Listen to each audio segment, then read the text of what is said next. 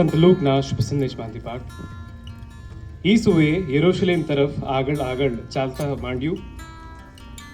તેઓ જેતુન નામના પહાડ પાસે આવેલા બેથફગે અને બેથનિયા ગામે પહોંચ્યા એટલે તેમણે પોતાના 2 શિષ્યોને એવું કહીને મોકલ્યા કે સામેને ગામ જાઓ.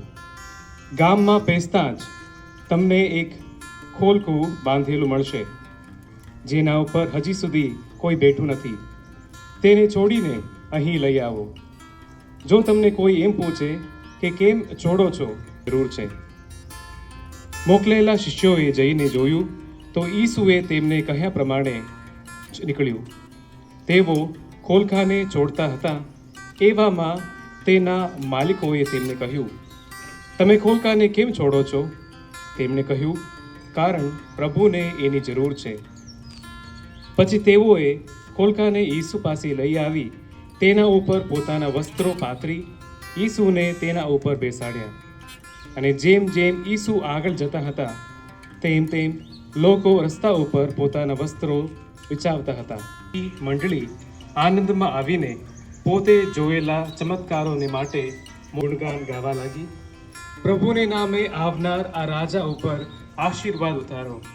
ને દયા કરી તમારા ભક્તોની અરજ સાંભળો. અમે વૃક્ષોની ડાળીઓ હાથમાં ધરીને અમારા રાજાધિરાજ ઈસુ ખ્રિસ્તની વિજય યાત્રામાં સામેલ થયા છીએ. તેમની પાછળ અમે બધા શાશ્વત નગરીમાં પ્રવેશવા પામીએ એવી કૃપા કરો.